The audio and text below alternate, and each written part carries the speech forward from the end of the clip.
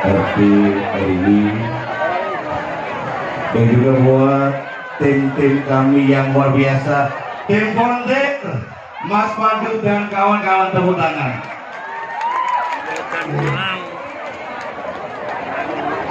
Mungkin bisa kagem di dalam Akbar Sahalan yang kami saking lanjut ingkang dihormati.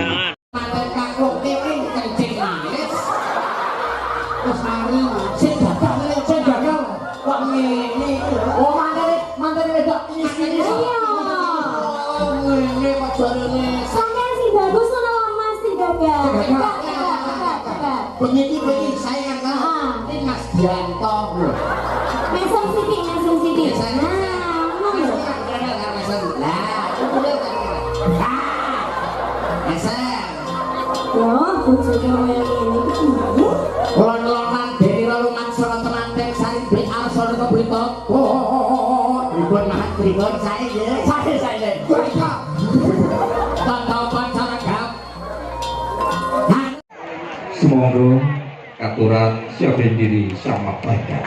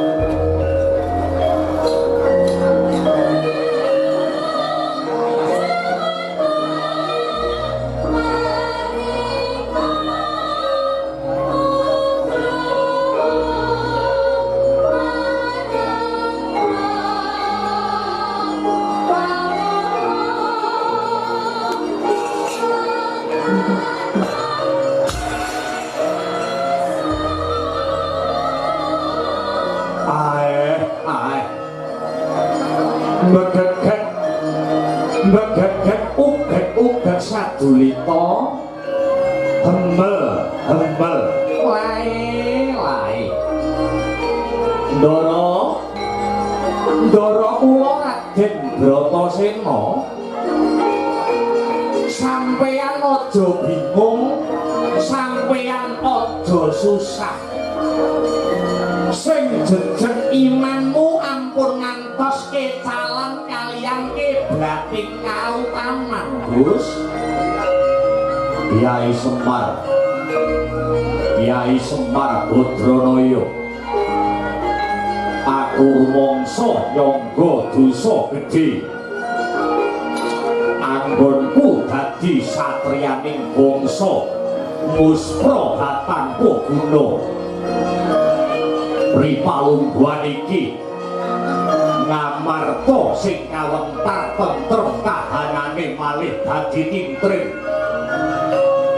ngamarta yen negara sing undang ning saiki kahanane malah kebak ing rasa panandang Kyai Semar yen para kawula para among tani padha nangis padha jerit reongan iki dudu salahe sapa-sapa nanging iki lupute para sentana praja ya kalebu Werkudara kowe tutura Kakang Semar Badranaya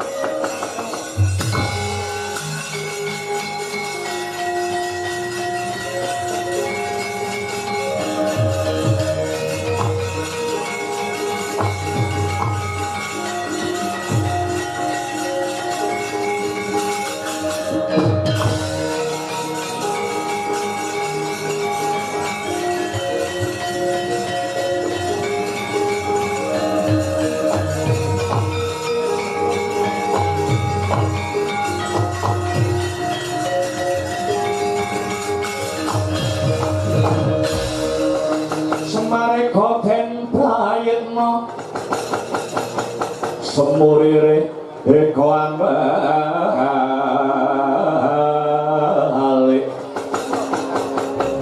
tetyani kantayani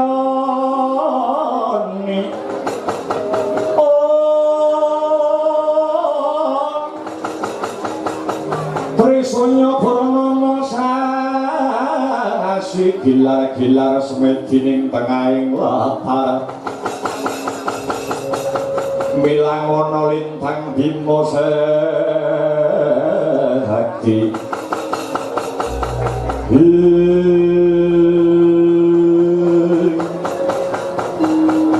jagat diwa Bathara iya jagat nangis Kumara Ndara kula Raden Werkudara kula saged ndhadhapi lan kula saged ngraosaken dumateng paiting lelampahan punika Gus nuwun sewu nggih Den nuwun sewu mangeling-eling pitungkase para sarjana ingkang sujaning budi duk rumuhun para sepuh nate paring dawuh urip kuwi saka sapa urip kuwi arep ngopo lan pungkasane urip kuwi arep kepriye banjur jentre kepriye Kakang Semar Badranaya ngaten nggih Gus urip kuwi saka sapa urip kuwi arep ngopo pungkasane urip arep kepriye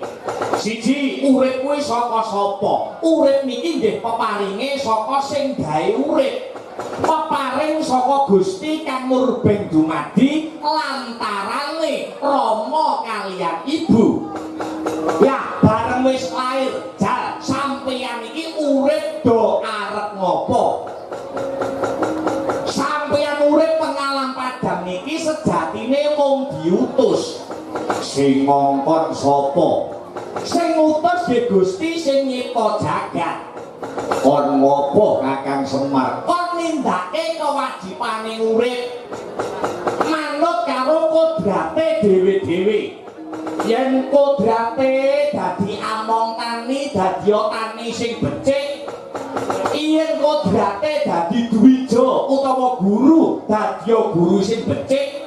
Lah sakniki wangsul ten sampeyan iku urip wonten ing Ngalapadang inodratake kali jagat pinesti ing widi pinurba ing dewa dadi satriyaning bangsa.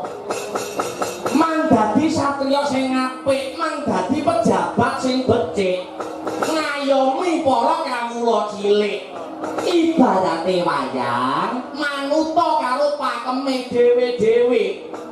Mongko sakniki kawula kok ora iso ayem, negara ora iso tentrem, mergo pakeme dhewe ora rampung, senengane ngubek-ubek pakeme wong liya. Lho niku. Niki sing marake kisruh, Den. Niki sing marake giduh. Pungkasane urip arep kepriye? Nggih bali pengersane sing maha urip. Asale saka Gusti, Gusti sing nyipake, baline ya manut karo sing nyipake. Bali marang ngarsane Gusti ingkang murbeng dumadi. Lah, nek para manungsa niku bali wonten ngarsane Gusti ibarat gajah mati ninggalo gading. Gajah mati ninggalo gading. Macan mati ninggalo lulang. Gajah mati ninggal gading, macan mati ninggal lulang. Ayo nek menungso arep ninggal apa? Kalau ngetek pola ninggal utang lho. Nang nek ninggal utang lho ninggali perkara. Ayo. Nek menungso mati arep ninggal apa? Tinggalane mboten wonten sanes kejawi namung amal kabecikan. Amal kabecikan sing murakapi tumraping para bebrayan agung. Nadyan menungsane wis ora ana ning darmane isih dilestarekake para bebrayan agung. Yai Semar kados pundi Ndara? Dina iki para among tani ana ing negaraku negara Ngamarta lagi nandang susah. Bima Sena ya aku werku gara duweni krentek kepingin bantu para among tani kang mapan ana karang padisan. Ben lajeng kanthi cara napa? Kanthi cara napa paduka badhe bantu para among tani? Werku Dara bakal bendung Kali Serayu Kakang Semar.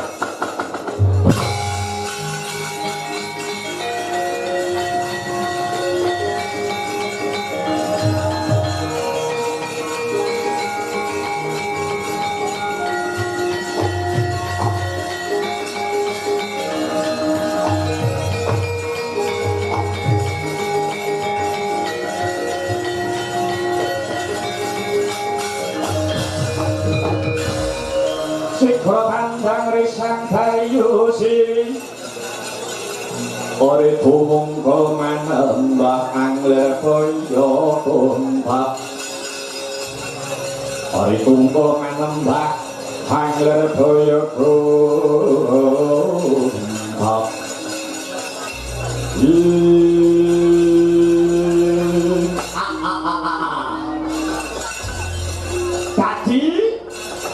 Cukupe niki mangke Raden Werkudara badhe bendung Kali Serayu Gus. Kakang Semar pancen kaprayata kabeh mau tak lakoni karana niatku kalamun Kali Serayu wis kasembadan tak bendung. Iline banyu saka Kali Serayu bisa kanggo sarana penguripane among tani kang mapan ana ing karang pradisan. Inggih Gus, inggih. Tegese sampeyan golek kamulyan, sampeyan golek kamukten ora kanggo diri pribadine sampeyan dhewe, ora kanggo kulawarga, ora kanggo golongane dhewe, nanging kangge penguripaning bangsa lan nagari. Bagus, elok budaya sampeyan, Ndara. Ning wanti-wanti weling kula nggih. Wanti-wanti weling kula. Sampeyan kanthi sampeyan jak sedulur sampeyan ing Kendari Sada.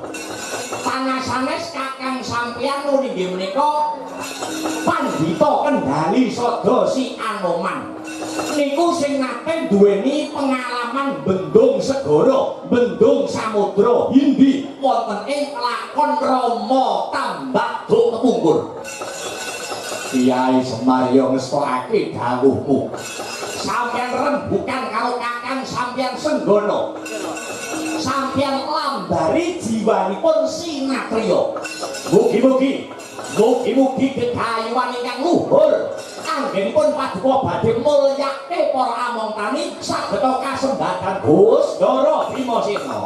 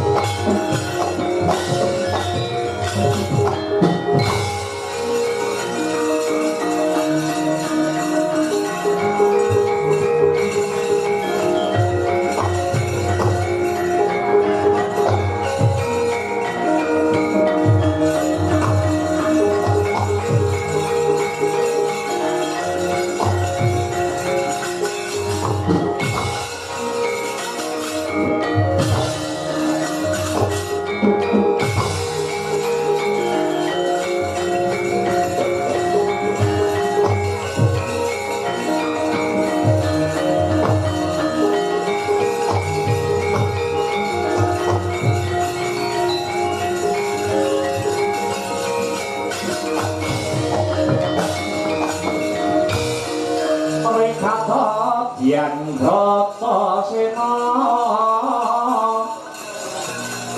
kampung lengkang bintulu adi saya ngawula tunung kodek mok simbar jojo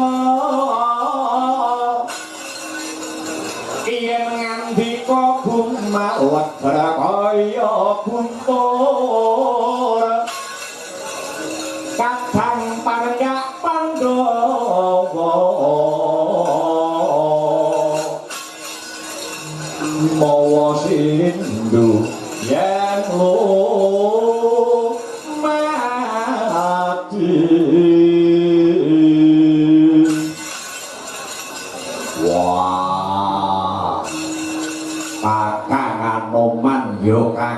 Senggono kuwi lah dalah.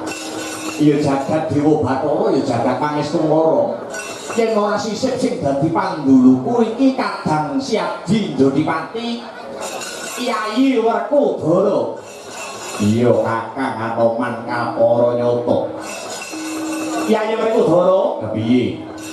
Wis sawetara wanci anggonipun Kakang mesanggrah ana ing pesanggrahan Serayu kene. Awit aku nampa atur saka jeneng sira Yayi Werkudara tri-ari kamuri utawa 3 dina kepungkur. Dimas Werkudara nganti Kakangmu Senggono lawan para putra-putra Pandhawa supaya kinen mesanggrah ana ing kali Serayu kene. Sabab ana babakan kang butuhake pambyantunipun Kakang Sajarwa. Sajarwa Yayi, apa sing kudu tak bantu Werkudara? Kakang Anoman piye? Ing mriku lungguhan iki aku ngrasakake lan ngrungokake panjriting para kawula dasih luwih panangise para among tani bebasan uripe ing ripalungguhan iki kaya dikiwake mangkono Yayi pancen kabar nyata arep nandur wae kangelan uga rampene uga kangelan karana banyune sing kurang peterak ketiga dawa babar pisan ora ana udan mula gumregah sing dadi rasane Werkudara rasane Bima Sena kepengin bebantu marang kadang among tani kanthi cara apa Dimas? Werkudara dina iki bakal bendung kali Serayu Kakang Anoman. Kowe lah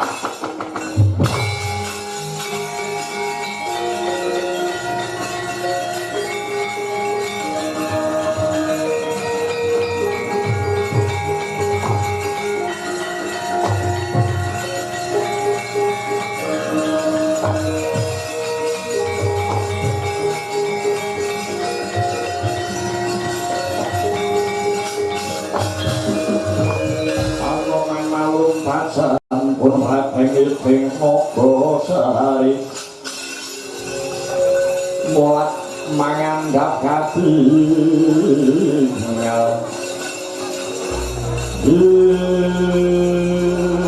kowe lah kalah aji puji Dimas Werkudara bareng siap diucapkan kaya mangkono saknalika pun Kakang eling lelakon jaman do kepungkur pun Kakang Anoman uga nate suwita lawan pepundhenku ratu ing negara Pancawati Sri Rama Wijaya biyen pun Kakang yo nate Sri Rama Wijaya kuwi ora bendung Bengawan nanging malah bendung wujuding segara samudrane samudra Hindi nanging ora merlokake banyune nambah ilining samudra gawe kretek gawe dalan perune inarya nyabrang para kadang-kadang wanara anggone bakal ngurut perang tuju ing negara ngalengka jaman kepungkur dara iya wis saiki mangkene Yayi dina iki pun Kakang Laman Syadi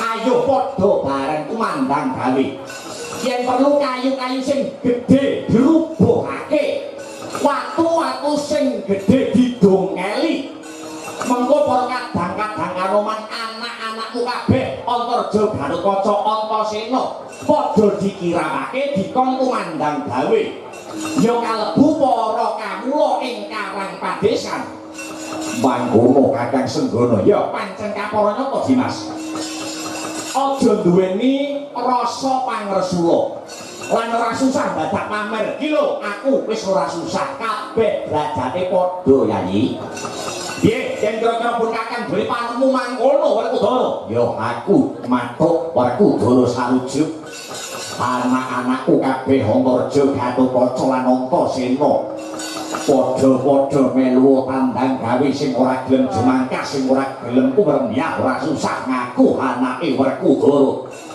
Napa ngestaken dawuh Rama Kyai? Ngestaken dawuh Rama Kyai ya.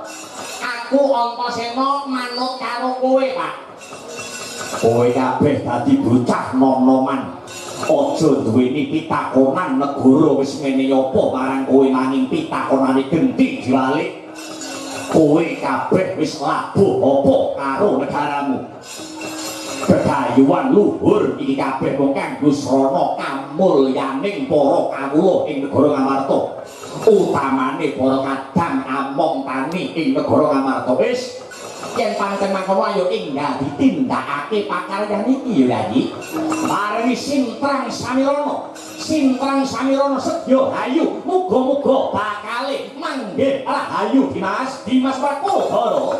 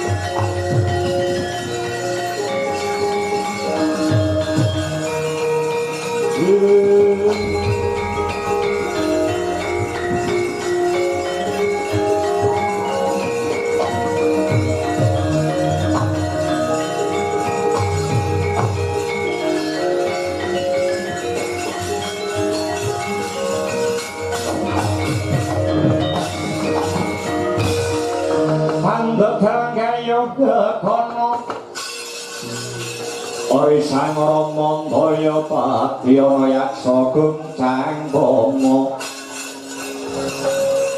namane wil katak Laksmi dadi jroning waring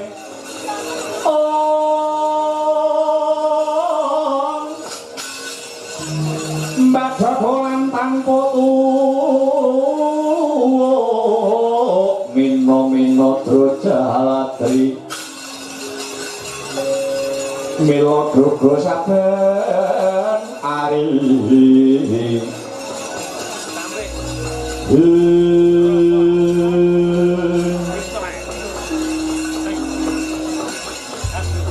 Kacarita nenggih sang Senggana ya sang Hanoman tandang kridane gigya ngrebahaken wujudipun kekayon sela-sela ingkang ageng den dongkeli minangka kekuwataning tambak kinarya bendung ilining Bengawan Srayu Krida Risang Senggana den bantu kaliyan para putra-putra Pandhawa yen cinandra sela-sela ingkang ageng kayu-kayu ingkang ageng kinarya bat-batan Risang Raden Hanuman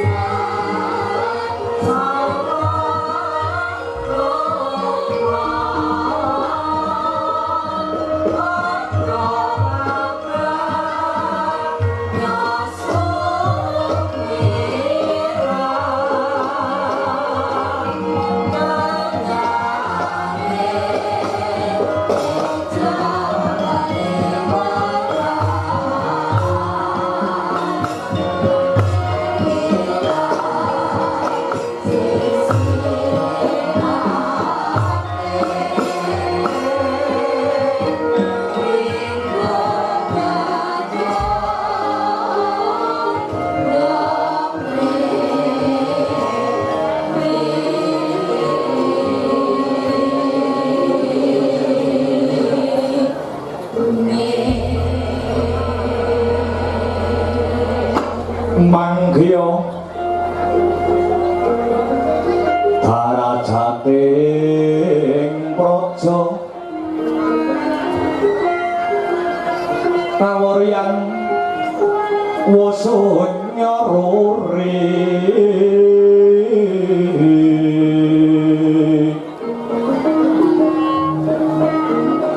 ora pangrehing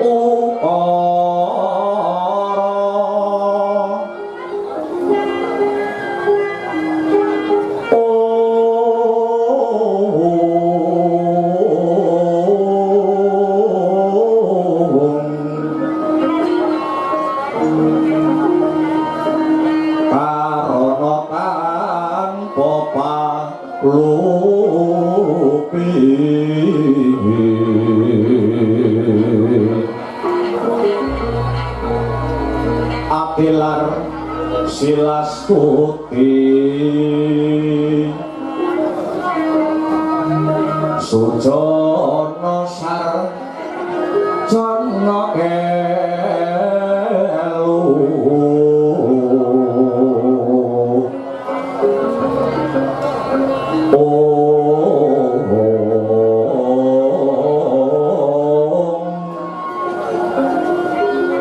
kalunglun kala kita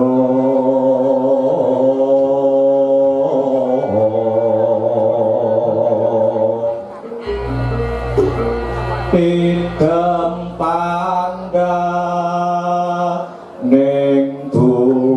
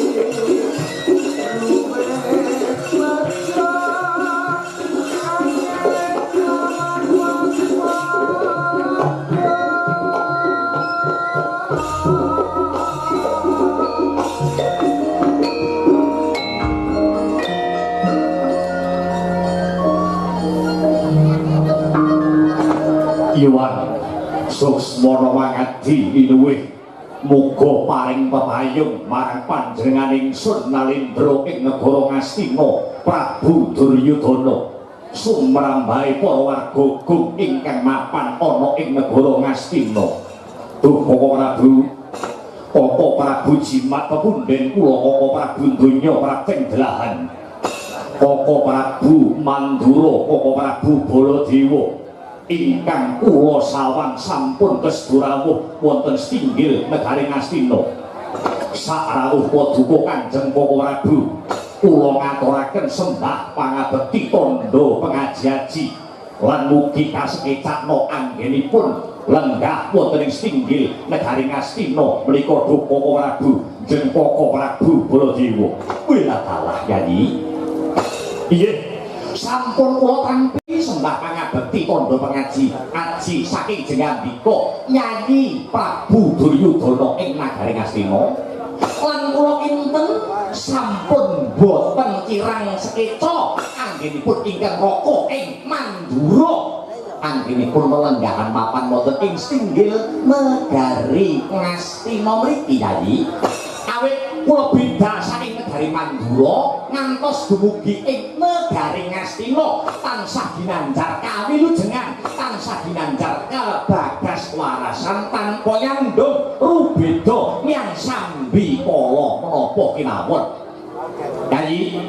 Yayi Prabu Duryudana kula prapta lumampah tular wonten ing negari Ngastina awit Sabto ari kawuri utawi 7 dina kepungkur pun Kakang Mandura nampi sawanipun gandhek sakembaran ingkang ngaturaken wujudipun Nawala utawi Kintaka ingkang dipun tapak astani dening Yayi Prabu Duryudana ing negari Ngastina. Suraosipun tulis supados kula Ratu Mandura Prabu Baladewa kinten rawuh wonten ing negari Ngastina ing ripalenggahan samangke pramila Yayi. Sasampunipun kula sampun sowan marak ngabyantor wonten ngarsanipun Yayi Prabu Duryudana. Wonten wigatos menapa kula tinimbalan wonten ing singgil negari Ngastina. Sumangga kula aturi paring dawuh, sumangga kula aturi ambabar pangandikan. Mbok menawi wonten reruwet pun Kakang saged hanggugari, mbok menawi wonten pepeteng pun Kakang ing negari Mandura saged uyung-uyung anyeng kuyung amadhangaken. Kok Prabu kados pundi Yayi? Bloko Suta lakutang terus terang dinten sakmangke ingkang Yayi ing Ngastina nembe ketaman ribet jiblek bebek raosing manah kula saking pamawas kula namung jengandika Koko Prabu ing Mandura ingkang saged mudhari reruwet pemadhangaken pepeteng ingkang dipun gembol kaliyan ingkang Rayi Ngastina Prabu Duryudana ingkang dipun ngersakaken Yayi Duryudana kadosa pundi Yayi? Koko Prabu ingkang tansah gumana musik wonten sajroning manah kula boten sanes kejawi kodrating jagat ingkang sinebat perang agung ingkang binjang dumadi wonten Tegal Kurusetra ingkang nama perang Bharatayuda Jaya Binangun. Perang kala wau perang ing antaraning para Pandhawa dalah para Kurawa inggih awit babagan perang ingkang winastan perang agung Bharatayuda Jaya Binangun kala wau ingkang siang pantaraning dalu tansah nyerimpet nyandung wonten raos sing batin kawula ingkang dipun kersakaken babagan perang agung ingkang winastan Bharatayuda Jaya Binangun kados pundi Yayi? Nyuwun pangapunten mila nganti Duryudana ngundang Paduka Koko Prabu Baladewa menawi bincang perang Bharatayuda Jaya Binangun sida kelakon siyos kelampan. Nyuwun sewu Koko Prabu Paduka Koko Prabu Baladewa badhe bantu para Pandhawa napa bantu para Kurawa. Yayi kula aturi ngajeni sedaya ingkang lenggah mapan wonten singgil negari Ngastina kula aturi midhangetaken lan niteni dhateng ucape Baladewa benjang sak mangsa-mangsa Bharatayuda menika dadi Baladewa mboten badhe bantu dhateng para Pandhawa. Lah matur nuwun lakar nika ingkang kula ajeng-ajeng Koko Prabu ning kula nggih mboten bantu para Kurawa. Wis kok kados mekaten niku nalaripun kados pundi nggih? Ngaten Paman Semuni, ngaten. Baladewa niku wong tuwa. Tegese tuwa niku kudu kena tinawa tuwa lan tinuwi-nuwi. Tegese wong tuwa niku kudu kena kanggo contoh, wong tuwa niku kudu kena kanggo patuladan. Monggo jagat menika sampun nyekseni umat menika sampun ngakoni para Pandhawa niku tasih kadang kula. Kurawa menika nggih tasih kulit daging kula piyambak. Dadi upama Baladewa niku mbelani salah siji nyuwun sewu ana paribasan bacok-bacok landhesan dengkul sing dibacok tugel dengkule melu tapas. Kejawi saking menika Baladewa niki ya ora kepengin diarani wong tuwa sing bancindhe bancilatan. Mila menawi benjang perang agung ingkang sinebat Bharatayuda Jaya Binangun sida kelakon Baladewa mboten badhe bantu sinten-sinten. Baladewa tak ningali ramene Bharatayuda mawon. Nggih, matur nuwun. Lajeng kula badhe tanget malih. Tanget napa? Miturut petang Paduka. Miturut petang Paduka Koko Prabu Baladewa. Menawi perang Bharatayuda niku sida kelakon, upama Bharatayuda niku sida kelampahan. Sing menang niku para Kurawa napa para Pandhawa? Sing menang niku sing bener, sing kalah niku sing luput. Sing leres niku sinten? Sing lepat niku sinten? Nek niku Baladewa rasa dadak lereng matur. Kudune Nyai Duryudana pun saged tanggap. Malah sakniki kula sing ditakon dhateng Nyai Duryudana. Wiwit Kurawa lair, wiwit Kurawa niku tasih Bayabang nganti Brangkang nganti saiki dadi Satya Trapang tur kondang. Kurawa wiwit jaman kepengker ngantos sakniki niku sampun nate tumindak jujur napa mboten? Atus pundi? Wiwit riyen ngantos sakniki, wiwit Jabang ngantos Trapang, wiwit Indri-indri nganti ondol-ondol. Duryudana saadi-adine para Kurawa niku nate tumindak jujur napa mboten? Anu, perasaan anu. Nyuwun sewu. Menawi Radi Pekewo anggenipun matur menawi Radi Pekewo anggenipun badhe mangsuli. Tiyang sak donya niku sampun ngakoni. Wiwit kuncung nganti gelung rina pantaraning dalu Kurawa niku sing diangkat ora ana ya kejaba patining para Pandhawa. Kamangka Pandhawa niku tanpa dosa, kamangka Pandhawa niku tanpa luput. Conto rikala jaman kepungkur, nalika jaman lakon Bima bungkus. Jabang Bayi Werkudara ingkang riyen wujude bungkus dibuang ana tengah alas supados angsal pangruwatan nanging pripun nyatane napa? Nyatane malah diancam diincim patine kaliyan para Kurawa. Niku Jabang Bayi Werkudara. Nyatane malah diincim diancam patine kaliyan para Kurawa. Jabang bungkus diranjak gaman keblak papat. Contoh malih wonten nalika riyen jaman lakon Pendadaran Siswa Sukalima.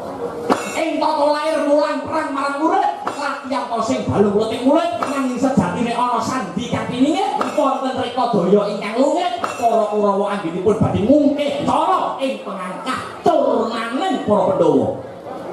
Mboten niku kemawon. Rikala jaman lelakon Bapak Wanamarta Pandhawa jare diwenehi karo Kurawa wujude alas sing jenenge alas Wisamarta.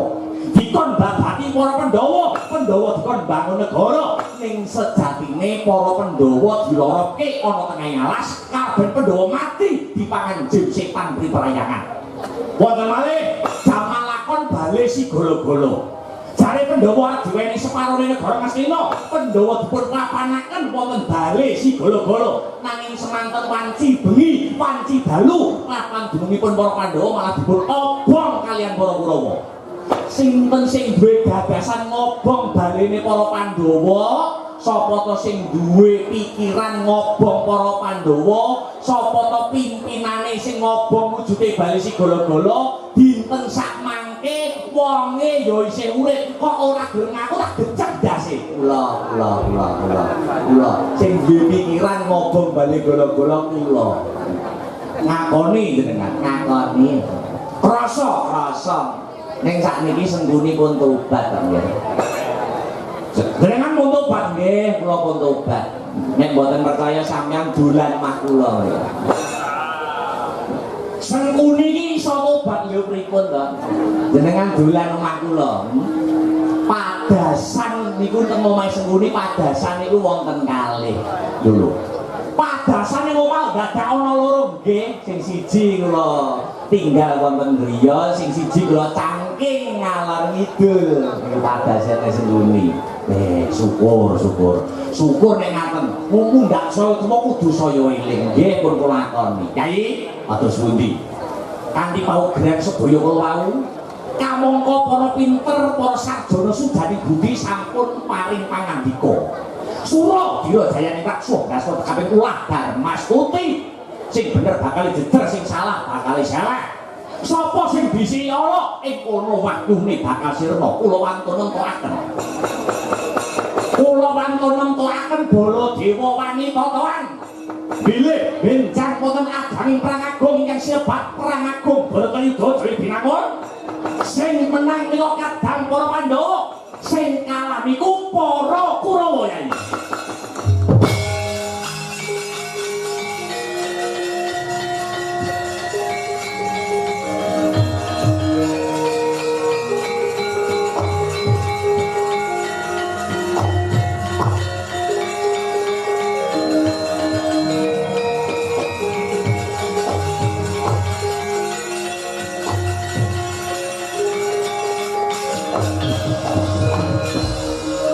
mara lan mangosonya ngambreng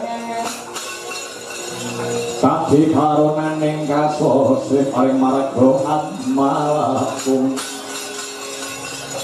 Prisang bondo mastrat mojo lalu mangut adi Surya mangrangsang waya Surya mangrangsang waya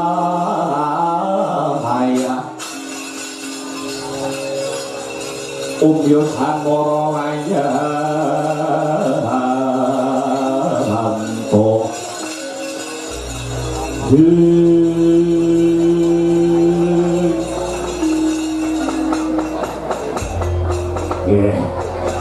sak menika atas pundi sak menika siji sing dirembuk maknanipun kados pundi ora sak ngrembuk babagan Bharatayuda nanging sak mangke wonten perkawis ingkang langkung wigati Dujeng Pakawarabu Yayi Duryudana perkawis babagan menapa Pakawarabu dinten menika para Pandhawa wani bendung Kali Srayu pramila boten nama mokal menawi ilining banyu menika mlebet wonten lalatan negari Ngamarta wekasan negari Ngastina mriki babar pisan boten karoban ing toya jalaran inggih awit saking kamurkanipun para Pandhawa ingkang manuh-wani bendung wujudipun Kali Srayu pramila saking mriku Dujeng Pakawarabu Sobri menggah pamanggih paduka Jengkaka Prabu Baladewa kados pundi ingkang rayi kula pun Duryudana Arsa cumadhong dawuh kuwi lah dalah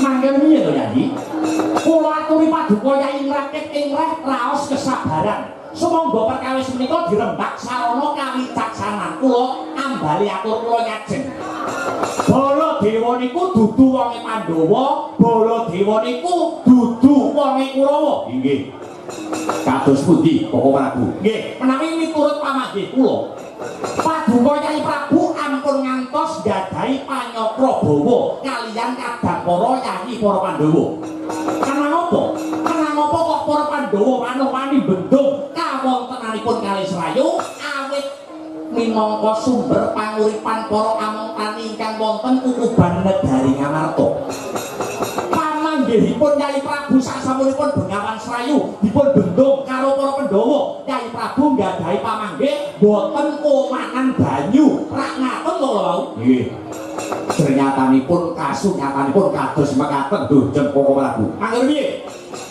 piye mbok inggih Yayi Prabu menika budidaya piyambak Yayi Prabu Duryudana kula aturi ngreka daya piyambak nyuwun pangapunten pun kakang punika ngertos pun kakang ing Mandura menika ngertos paduka Yayi Prabu Duryudana menika inggih nggadhahi wewengkon wujudipun lepen sing diarani Kali Cingcing Guling Kali Cingcing Guling menika mapan wonten ing kukuban laladan negari Ngastina gawene Kali Cingcing Guling menika sareng bareng karo Kali Srayu gadahipun para Pandhawa pun kakang kelingan kok Yayi pun kakang kemutan dok kepungkur anggenipun para Kurawa dalah para Pandhawa gawe kali gawene disik-disikan para Pandhawa gawe kali diwenehi tetenger Kali Srayu Yayi Prabu Duryudana sakurawane gawe kali diparingi tetenger Kali Cingcing Guling lah nek wis ngono mbok nggih Yayi Prabu menika sampun ngantos iri lan ngeri dumateng kabegjanipun sanes boten wonten ginanipun kok Yayi boten wonten ginanipun boten wonten gunane eling Yayi Pandhawa lan Kurawa menika sami-sami prae Begawan Yasa padha-padha terak tedak turune pendhita sing linuwe turune Begawan Yasa sepele men rebutan perkara banyu kok remeh men Yayi monggo dinten sak mangke Yayi Prabu Duryudana kula dherekaken tumenga ing Akasa ngetoke jiwa kaprawirane iri meri srei drengki kula aturi nyingkiraken langkung rumiyin monggo pinten-pinten dinten wonten menika Kyai Prabu Duryudana lan para Kurawa ingkang cacahipun atusan kula aturi tumandang damel kula aturi tumandang makarya Kyai Prabu Duryudana gadhahi kadang Kurawa ki ora sithik aja dadi wong keset Kurawa kudu gumregah muktine aja kanggo muktekke awake dhewe ning kanggo muktekke para kawula cilik Kyai Prabu Duryudana kula aturi enget Kyai Prabu menika dadi ratu ora mung ngratoni sedulur ning ngratoni bangsa ngratoni negara pundi bangsa pundi inggih bangsa negari Ngastina ingkang sami ngayom wonten sahandhap pepadhanipun Kyai Prabu Duryudana menika pawanggih kula mila sepisan malih kula namung ngemutaken ampun ngantos trah congkrah dredah munggahe panca bakah karo padha-padha sedulur mung perkara sepilih boten prayogi boten prayogi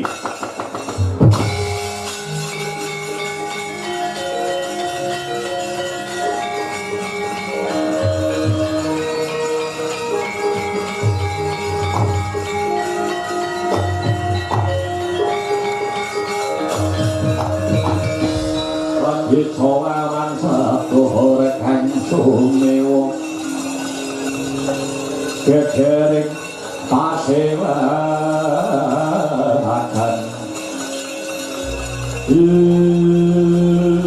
lagi sowawan pangandikan Nalendra Ngastina halaken Raka Mandura Prabu Baladewa kedadak kasaru gegering jaba ana wujuding pendhita kapaes raseksa ledang-ledang munggah ana singgil negara Ngastina gawe cingak kang sami mulat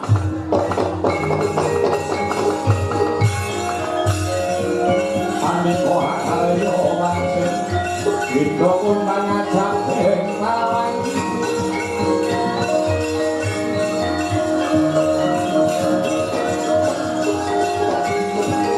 susunan ngendi kene susunan ngendi kene miwang jane kang pun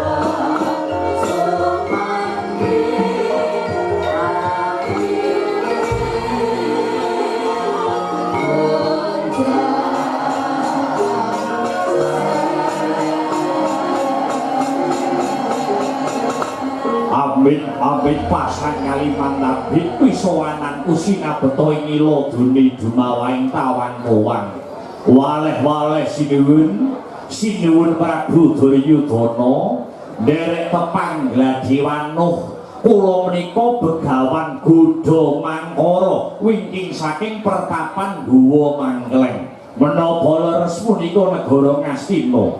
Ya pancen bener Sang Panembahan, syukur badhe jumurung.